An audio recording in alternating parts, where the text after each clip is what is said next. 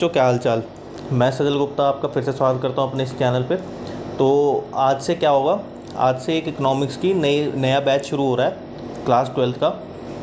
तो ये भूमि मैम आपकी यहाँ से इकोनॉमिक्स की क्लासेस शुरू करेंगे। ठीक है, आज पहली क्लास है, इंट्रोडक्शन है, तो प्लीज़ इनको सपोर्ट करेगा, है ना, और अपने दोस्तों के साथ शेयर करिएगा, है ना। तो ये लो मैम। तो हेलो बच्चों, आज से हम लोग यहाँ पे इकोनॉमिक्स भी पढ़ना स्टार्ट करेंगे मैथ्स के अलावा। तो आप इस चैनल को अब से इकोनॉमिक्स के लिए भी रेफ़र कर सकते हो। तो आज हमारी स्ट्रेटजी ये रहेगी कि हम आपको सारे के सारे इंपॉर्टेंट क्वेश्चन यहाँ पे कराएंगे इकोनॉमिक्स के। एंड मैं ये एज्यूम करके चलूँगी कि आप लोग पहले खुद से थोड़ा बहुत पढ़ के उस चैप्टर के बारे में देन उसके क्वेश्चन देखने के लिए यहाँ पे आ रहे हो। जैसे कि हम सबसे पहले सर्कुलर फ्लो ऑफ इनकम का करेंगे। यहाँ से ईजी से लेकर टफ तक सारे क्वेश्चन MCQ बेस्ड, और ये सब आपने देखा होगा कि आपका पैटर्न भी चेंज हो गया है, जिसमें अब केस स्टडी के क्वेश्चन और MCQ ज़्यादा आएंगे। तो हम सब वो सारे टाइप के क्वेश्चंस करा के आपकी प्रॉपर बोर्ड की तैयारी यहाँ पे कराएंगे इकोनॉमिक्स की।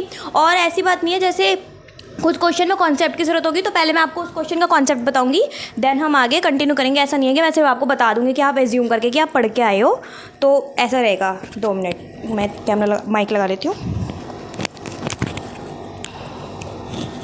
चलो तो अब स्टार्ट करते हैं।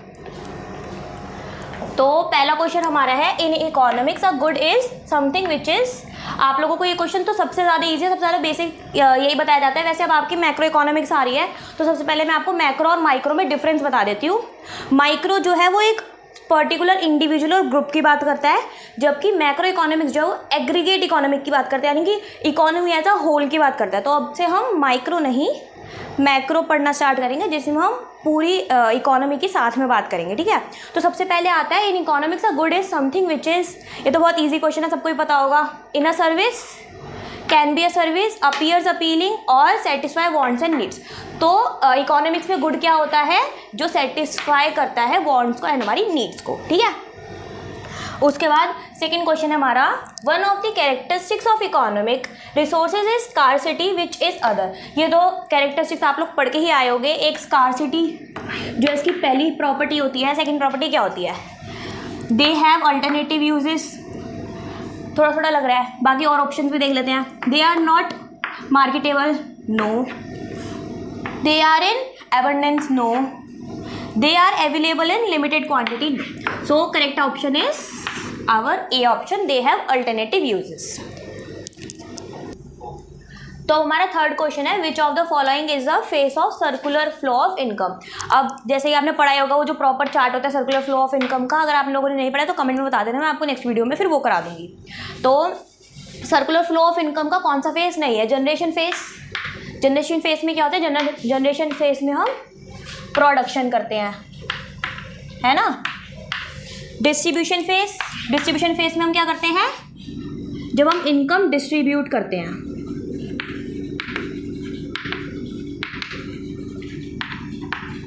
और डिस्पोजिशन फेस में हम क्या करते हैं, डिस्पोजिशन फेस में हम लोग एक्सपेंस करते हैं, जो हमने इनकम कहाँ से अर्न करी होती है, जो हमने इनकम यहाँ इस वाले फेस से अर्न करी होती है। तो इसका आंसर क्या होगा, सर्कुलर फ्लो ऑफ इनकम के इन्होंने फेसेस पूछे हैं, तो ऑल ऑफ दीज, तीनों फेसेस उसके सर्कुलर फ्लो ऑफ इनकम के तीनों फेसेस होते हैं।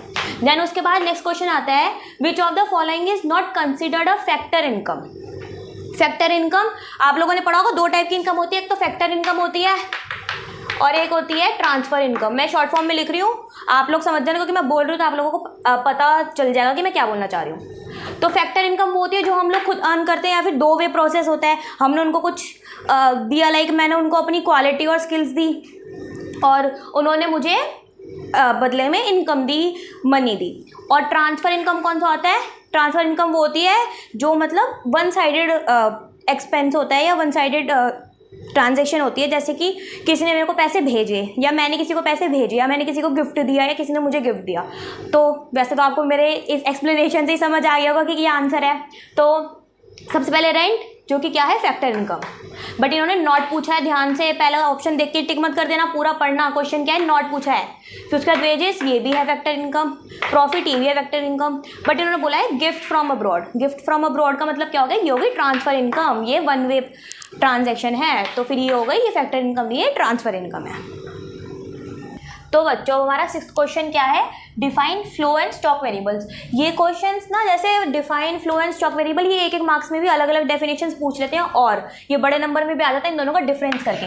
ये अब हम अभी करेंगे, अभी जब हम थोड़ा थोड़ा आगे करेंगे, अभी मैं थोड़े शॉर्ट क्वेश्चंस लेके चल रही हूँ ताकि आप लोगों को क्लियर हो चीज़ें कि कैसे कैसे क्या क्या चीज़ें हैं। जैसे अभी मैंने इसमें सारे में आपके डिफाइंस डाली हैं। तो सबसे पहले फ्लो एंड स्टॉक वेरिएबल क्या होता है। फ्लो वेरिएबल क्या होता है? Flow variable are defined as any quantity measured as per unit at a particular point of time। सबसे ज़्यादा मेन क्या है, particular period of time, ठीक है। और स्टॉक वेरिएबल और फ्लो वेरिएबल में सिर्फ और सिर्फ एक वर्ड का डिफरेंस होता है, ये होता है पीरियड ऑफ टाइम एंड ये होता है पॉइंट ऑफ टाइम। इस चीज़ का बहुत ज़्यादा ध्यान रखना। आप लोग यही चीज़ की मिस्टेक करके आते हो, आप लोग फ्लो में जो है पॉइंट लिखाते हो एंड स्टॉक में जो पीरियड लिखाते हो। नहीं, फ्लो वेरिएबल क्या है, जो एक चीज़ फ्लो में चल रही है यानी कि एक चीज़ कंटिन्यू है, यानी कि वो एक पीरियड की बात कर रहा है, समझ रहे हो। ऐसी स्टॉक क्या है, स्टॉक एक चीज़ होगी कि हाँ मेरे पास इतना स्टॉक रखा है, यानी कि एक पर्टिकुलर डेट की या फिर पॉइंट की बात हो रही है, तो स्टॉक में हम पॉइंट की बात करते हैं। अगर हम इसके एग्जाम्पल की बात करें तो आप इनकम या सेविंग को इसके एग्जाम्पल में लिख सकते हो।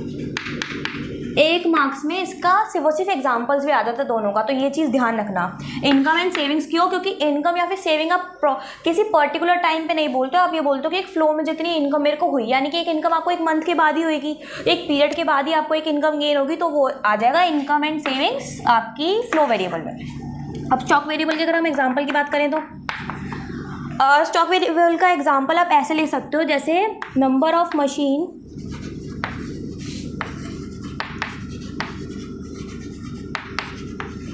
ऑन, लाइक मैं कोई सी भी एज्यूम कर लेती हूँ डेट, जैसे 31 मार्च 2024, यानी कि मैंने नंबर ऑफ मशीन्स की बात करी है किसी एक पर्टिकुलर पॉइंट ऑफ टाइम पे, किसी पर्टिकुलर डेट पे, तो वो हो गया स्टॉक वेरिएबल का example.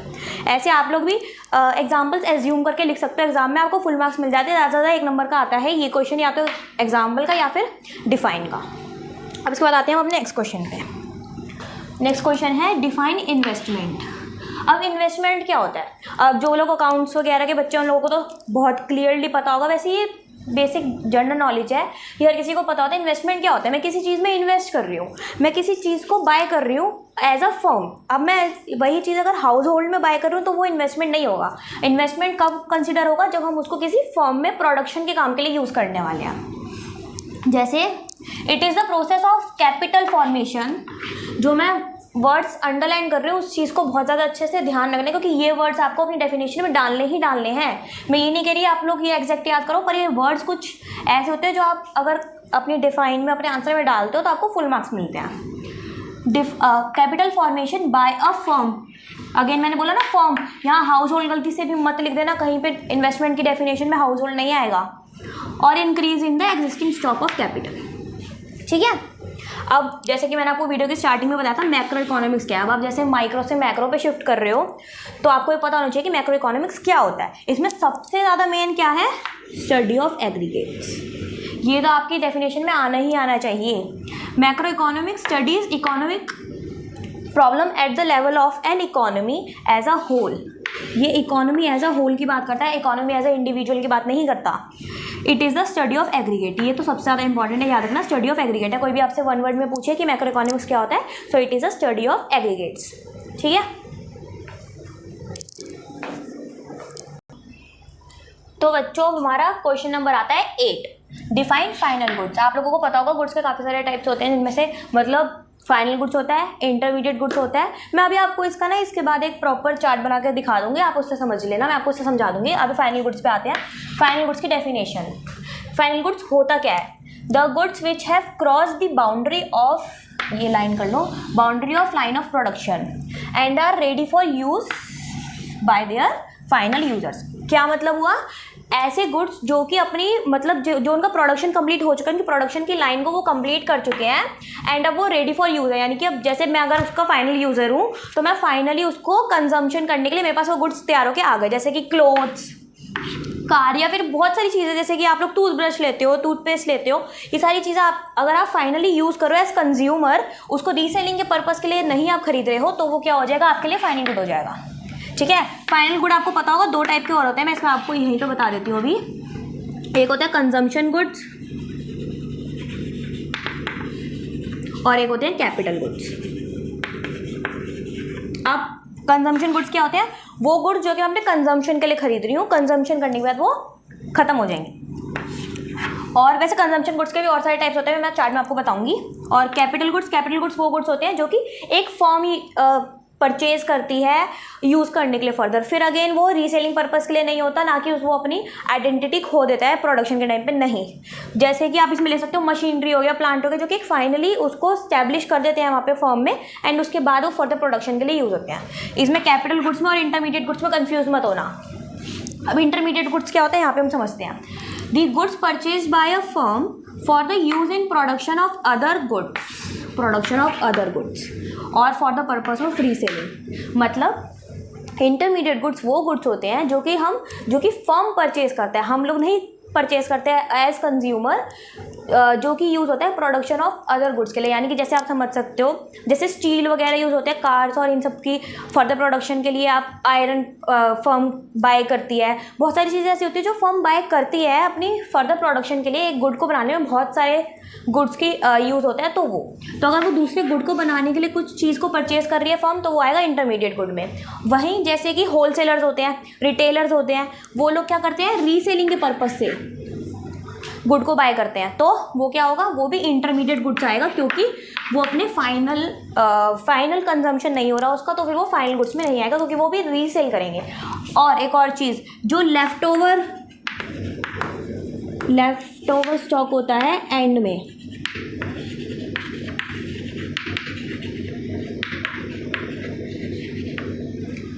Left over stock end of the year जो फर्म के पास बचता है, ठीक है,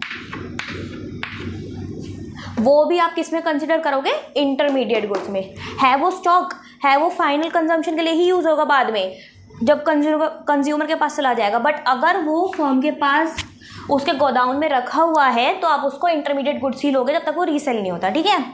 अब नेक्स्ट आते हैं हम define depreciation. It is the loss in the value of fixed assets in use on account of normal wear and tear.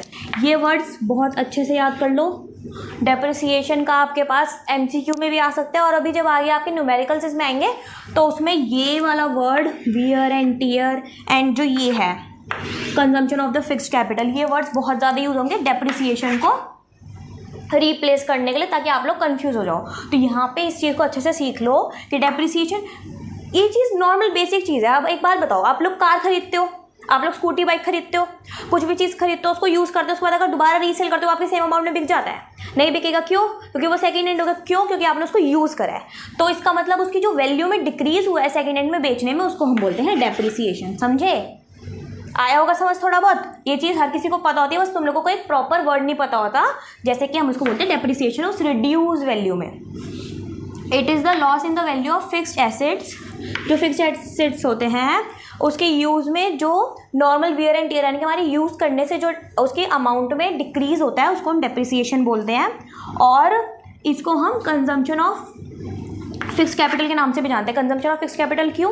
क्योंकि फिक्स्ड कैपिटल का हमने कंजम्पशन किया, उसके बाद उसकी वैल्यू में डिक्रीज़ हुआ, तो हम उसको शॉर्ट में वैसे डेप्रिसिएशन बोलते हैं। बट अगर आप वैसे बोलोगे तो कंजम्पशन ऑफ फिक्स्ड कैपिटल भी आप उसको बोल सकते हो, क्योंकि उससे रिड्यूस होता है। चलो मैं आपको इसका चार्ट बताती हूँ। तो अब मैंने आपको यहाँ पे प्रॉपर फ्लो चार्ट बना के दिखाया है कि गुड्स के कितने टाइप्स होते हैं और कैसे कैसे उसको डिस्टिंग्विश करते हैं। जैसे गुड्स यहाँ, जिसमें से हम फाइनल एंड इंटरमीडिएट गुड्स की डेफिनेशन कर चुके हैं। गुड्स को सबसे पहले आप डिस्टिंग्विश करते हो final goods and intermediate goods में। फाइनल गुड्स कौन से बताए थे? जो कि डायरेक्टली कंज्यूमर्स कंज्यूम करते हैं, वो होते हैं फाइनल गुड्स। और इंटरमीडिएट गुड्स कौन से थे? जो कि फर्म परचेज करता है अपने फर्दर प्रोडक्शन में यूज़ करने के लिए, जो कि गुड्स की प्रोडक्शन में उनमें गुड्स में मिलके कंप्लीटली अपने जो उनका स्टेट होता है उसको चेंज कर देते हैं। जैसे स्टील वगैरह जो हम यूज़ करते हैं कार्स एंड यूटेंसिल्स वगैरह बनाने में। उसके बाद फाइनल गुड को हम अगेन 2 पार्ट में डिवाइड करते हैं, consumption good and capital goods. Consumption good कौन से होते हैं? वही हमने जो खाया जो कि हमने यानी कि एज अ फाइनल कंज्यूमर जो हम यूज़ करते हैं वो होते हैं कंजम्पशन गुड्स, ठीक है। फाइनल कैपिटल गुड्स कौन से होते हैं? कैपिटल गुड्स वो गुड्स होते हैं जो कि फर्म यूज़ करता है अपने फाइनल प्रोडक्शन के लिए, लाइक प्लांट्स हो गया, इक्विपमेंट्स हो गई, मशीनरी हो गया, जो कि अपनी स्टेट को नहीं चेंज करते बट वो प्रोडक्शन में हेल्प करते हैं। एक तरीके से ये उसकी इन्वेस्टमेंट होती है फर्म की, समझ रहे हो। कैपिटल ही इन्वेस्टमेंट होते हैं, ये दोनों इंटरचेंजेबली यूज़ होते हैं वर्ड्स। अब उसके बाद फर्दर डिस्टिंग्विश करते हैं हम कंज्यूमर गुड्स को, जो कि होते हैं durable, semi durable, non durable and services.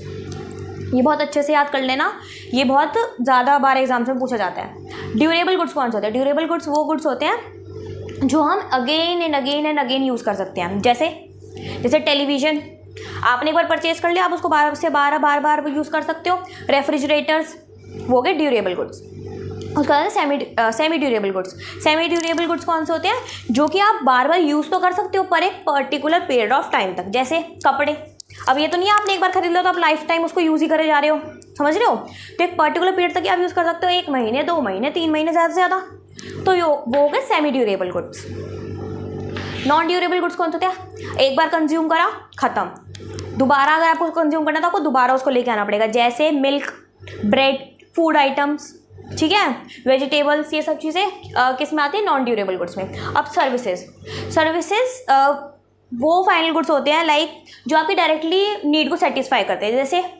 जैसे डॉक्टर के पास गए, उसने आपको कुछ दिया नहीं, आपने उसको फ़ी पे करी, किस चीज़ की? उसकी सर्विस की, उसकी स्किल्स की। या तो सर्विसेज क्या होते हैं? जैसे टीचर आपको पढ़ाते हैं, आपकी नीड सेटिस्फाई होती है पढ़ने की। डॉक्टर आपका ट्रीटमेंट करते हैं, आपकी नीड सेटिस्फाई होती है जो आपकी इलनेस होती है उसको इम्प्रूव करने की।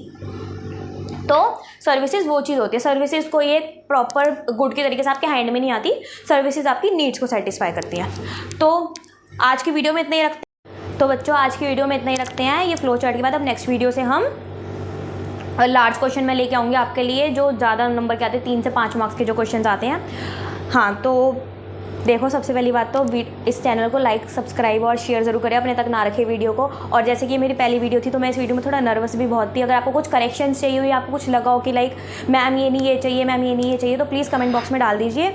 और एक और चीज़, देखो थोड़ा सपोर्ट करो, मोटिवेट करो, ताकि मैं और आपके जो सर है जो मैथ्स की वीडियो बनाते हैं, हम दोनों और वीडियोस डाल पाएँ। जैसे आपको पता ही है, एक ब्लैंक कमरे में बनानी होती है वीडियो, कैमरा के सामने ना कोई बच्चा होता ना कुछ, तो थोड़ा सा वो होता है। तो प्लीज़ मोटिवेट करें आगे वीडियोस बनाने के लिए। लाइक सब्सक्राइब मत करना भूलना। Thank you.